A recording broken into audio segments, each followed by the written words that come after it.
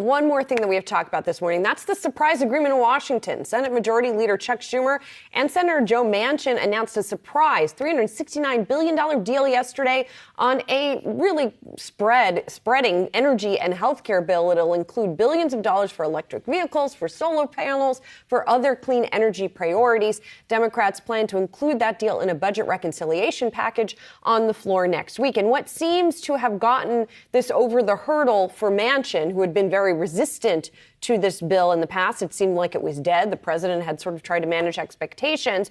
It sounds like that there, in addition to a lot of clean energy incentives, there are also still some incentives for coal and natural gas, for traditional petroleum. So that seems to have reassured Manchin and been one of the things that got him to agree to this. I'm setting myself up here to be pummeled, I think, and that's okay. Now, this is all good. It's going to benefit a lot of industries, but really great write-up by the folks over at The Hill, like breaking down where these gains will happen, but also this will likely mean higher taxes. The Hill is reporting here the tax chapter of the bill would tighten requirements for an estimated 200 large corporations that use loopholes in the tax code to pay an effective tax rate below 15%. So taxes might be going up on big business. Whether they adjust their hiring plans, who knows? But that is just the reality as a result of this. The other reality of this is the timing. Before a midterm election, Joe Manchin doesn't want to seem like he's just a continued blockade with anything that tries to get through in Washington, D.C.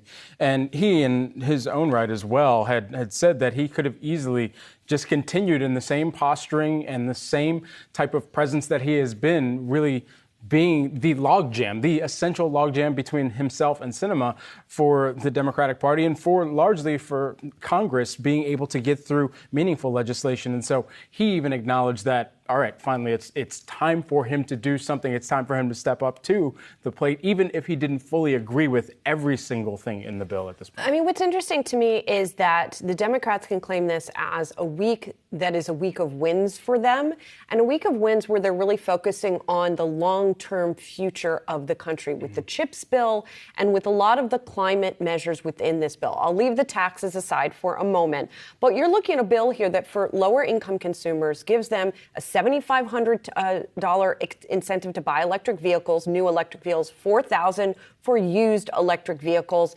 And then you're talking about $30 billion in incentives for renewable energy, solar panels, wind turbines, batteries, mining in the U.S., $60 billion to fight pollution in low-income communities. I mean, you're seeing here the different amounts. This is something that climate activists have pushed for a long time, and they're saying that even as it has the fossil fuel stuff still attached, that this is still a step in a positive direction. And you could argue it's overdue also, considering how long this has been talked about. You mentioned solar stocks. They're rocking here in the pre-market. I pulled up First Solar coming into the office this morning on our platform. That's rocking. That is doing very, very well. But again, what's the tax impact of this? But to your point, this has been a week of wins, I would say, for the administration. I'm curious what Rick Newman is going to write on his Bidenomics column end of this week. But a lot of good things happened this week.